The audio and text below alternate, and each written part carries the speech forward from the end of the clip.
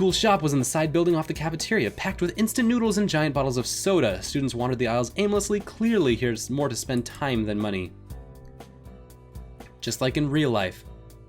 In college, I spend a lot of my time just hanging out in grocery aisles because I'm bored.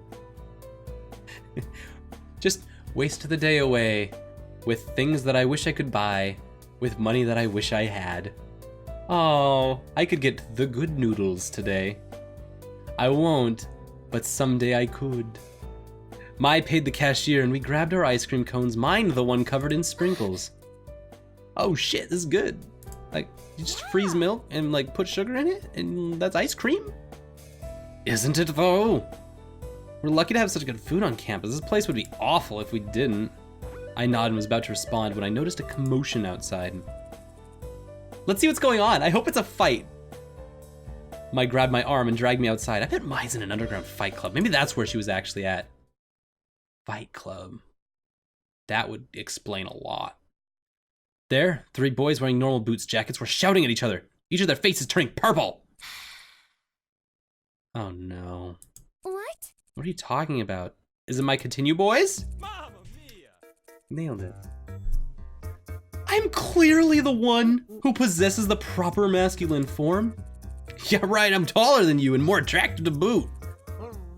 Come on, guys, can you not see these muscles? Nick pulled back the sleeve of his jacket and flexed his arm. These guys always go on about weird stuff.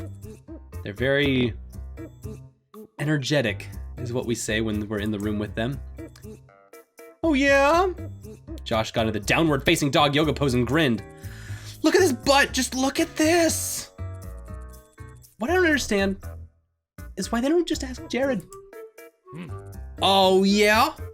Paul kneeled down low to the ground and took off at a sprint, heading straight for us. Yeah! Check this out! He sprang into the air in a graceful ballerina's leap, spinning through the sky and finally came straight for me. When I opened my eyes, I sprawled flat on the ground, covered in dirt. I feel like a sack of potatoes just landed on me. Something cold and wet oozed into the top of my blouse. Gross! What was in your pocket? Hannah, are you okay? I sat up. Chunks of ice cream fell from my blouse to my skirt. You monster! There are things little more sacred than a scoop of the ice creams. And you have soiled both me and my cone. For that you cannot be forgiven. The hell happened? Oh my god, you ran into someone, you idiot. My uniform. It's ruined. A few seconds silence. Then everyone started laughing, like the whining of cicadas. My throat closed up, water stinging my eyes. Not like this, Hannah said. Not like this. I stood up, prepared to walk away with dignity, when the entirety of the Normal Boots Club suddenly appeared in front of my face. What's up? What happened to you? Did some of my boys mess you up? Did some of my boys be reckless around you? Because I will speak to them. Seriously? Tears slid down my face. No, not here. I cannot cry in front of the entire bulk of all of them. Hey. This is the worst. Best. This is the worst case scenario. The best case scenario. Hannah, are you all right? Got him. I got him and I got them all in one go. Bang, bang. I'm going home. Oh, okay, Hannah, ease up on the brakes there a little bit. You don't have to swing around. You don't have to turn this whole cart around. You can lay into this a little more. Mai's like, this is your moment. This is your moment to shine. You can earn this. Sorry, Hannah. Sorry about that. I know. Boys are jerks, and ice cream was ruined on this day. It took all of my will not to run back to the dorm. I immediately changed into my pajamas and climbed into bed, reaching for my stuffed rabbit. Oh, it took all of her will to not run to the dorm. Oh, so I guess she just didn't use all of her will. Sorry, usually that sentence means something else, but no, this works. Reaching for the stuffed rabbit. What am I gonna do if this ends up just like last time? Mr. Bunny stared at me with his big lifeless eyes.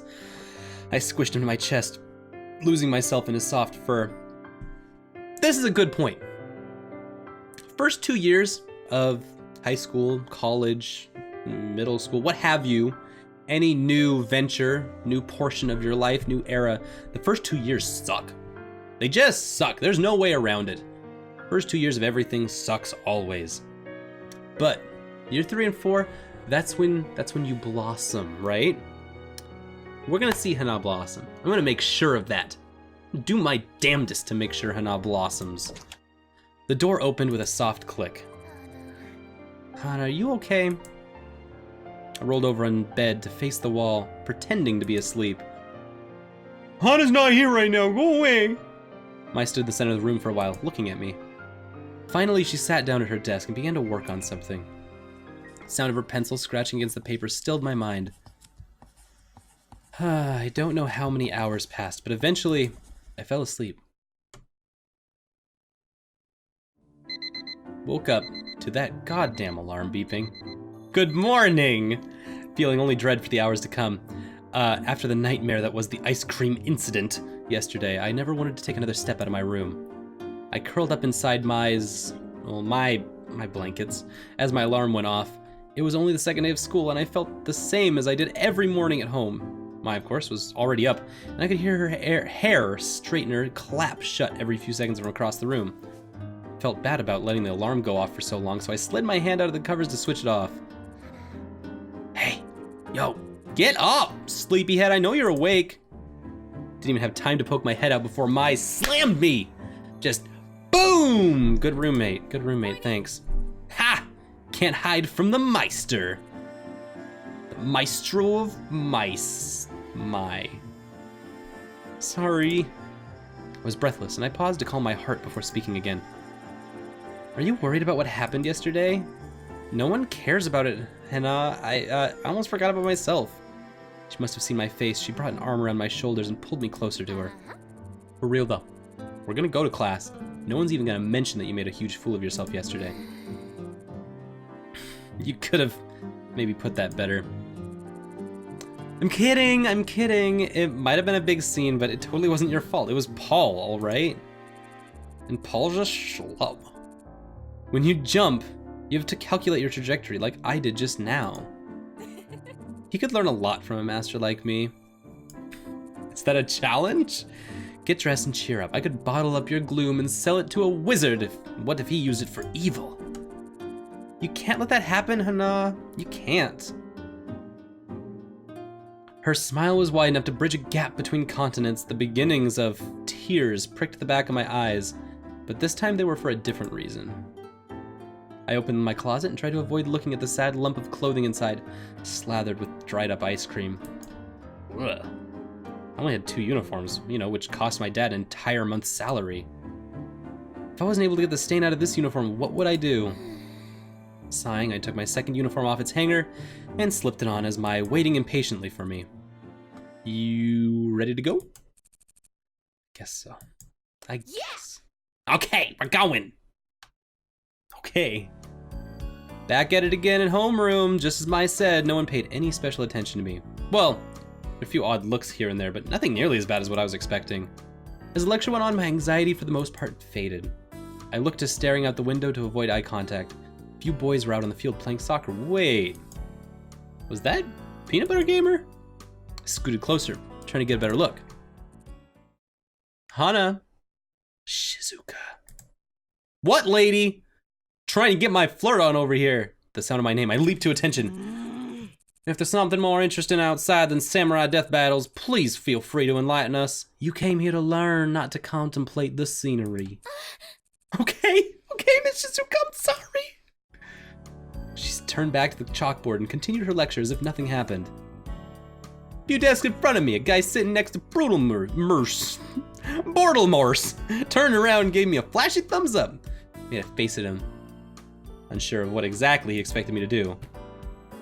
Then Ian turned around and socked him on the head. The other guy mumbled something to him, probably apologizing. Ian's eyes slid to me for a brief instant.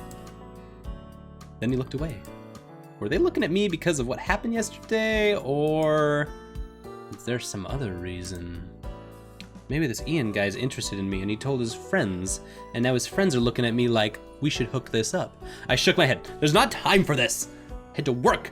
I had work to do if I wanted to keep my scholarship. And I gotta keep my scholarship so I can date normal boots, not secret hidden leaf ninja clan, hidden block clan members. After pages and pages of notes on Japanese history, it's nearly time for our lunch. Okay, everyone is almost free to go. Everyone's almost free to go. The work tonight isn't so hard, so don't grumble. You should work together to complete it if you had a hard time. And oh, there may be hard times ahead. Also, as you may be aware, the Flower Festival is coming up in a week and a half. Ding, ding, ding! Flower Festival. Flower Festival. This is the most important thing in dating sims because the festival always comes up when you gotta pick a boy. So, we've got a week and a half. That's our deadline. The news was met with a few cheers as everyone started to pack up. I can't avoid every boy. I'm gonna have to choose. Since you have the day of the festival off, your first exam will be the day before. There were no cheers this time. Romance is wonderful, believe me, I know. But try not to let the festival distract you, okay? That is all. See you tomorrow. Miss Shizuka flashed a peace sign and winked as she walked out the door. What a weird teacher. She's like literally weird. Ugh, that lecture was so boring. Mai walked beside me, a tray in her hands. We were shuffling through the cafeteria trying to find a seat. Didn't you say that yesterday? Probably, but it's true for today too. Help me, I'm gonna die of boredom. We have an assignment to keep busy, am I? Just do it. We already have work to do? It was like the big announcement, like the bell rang and she was like, the bell does not dismiss you, I dismiss you. And then gave us the homework. It was pretty clear. Mai sighed dramatically, then leaned to the side and rested her head in the crook of my neck. I reached up to pat her head a few times, but she straightened before I could do it. Oh God, Hana, Paul's walking over here. He's looking at you. Does he look angry? Why is he coming over here? Do you think he's gonna kick you again? He's gonna come here and kick your ass. He's gonna finish the job. He's here to finish you off for good. Same Paul who humiliated me last night strode towards me. Backed away. But he kept coming closer. Hey. Glad I found you. He didn't look angry at me. In fact, he was giving me an odd, lopsided smile. I wanted to make sure you weren't hurt or anything. You ran off before I could properly apologize. I looked down at my feet. It was embarrassing enough that I ran off crying like a little girl, but to know that I made them feel bad was even worse. At the same time, the image of my ruined uniform popped into my mind. I remember you, but I remember the uniform more. Are you gonna pay for the damages, sir? Couldn't tell whether I was more angry or embarrassed or whether I was feeling something else entirely. I got you pretty bad, didn't I? I think I, ballerinaed too hard. Tilted his head to the side. It's a shame you're not wearing the uniform from yesterday. I liked the pink splotches on you. It matched your hair. Thanks for bringing up old wounds. A deep, sick feeling crawled up my stomach and sit in my throat.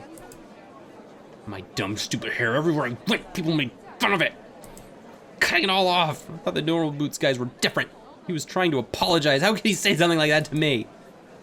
Not for the first time. I thought of dyeing it a different color, but quickly dismissed it. Paul was waiting for a response, Mai giving me a quick nod as if warning me not to mess this up. Pressure! Peer pressure!